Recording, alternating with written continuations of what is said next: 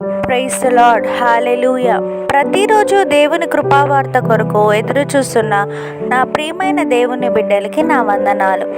ఈ దినము పరిశుద్ధాత్మ దేవుడు జీవ గ్రంథంలో నుండి మన కొరకు ఇచ్చిన వాగ్దానం కీర్తనల గ్రంథము 9వ అధ్యాయం 10వ వచనం. యెహోవా, నిన్ను ఆశ్రయించు వారిని నీవు విడిచిపెట్టువాడవు కావున నీ నామం ఎరిగిన వారు నిన్ను నమ్ముకొందురు.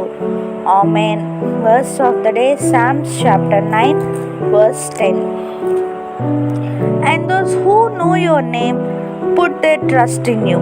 For you, O Lord, have not forsaken those who seek you. Amen. సమస్త జ్ఞానమునకు మించిన దేవుని సమాధానము యేసుక్రీస్తు వలన మీ హృదయములకును తలంపులకును కావలి ఉండునుగాక. ఆమేన్. Delight yourself in the Lord and He will give you the desires of your heart. Amen.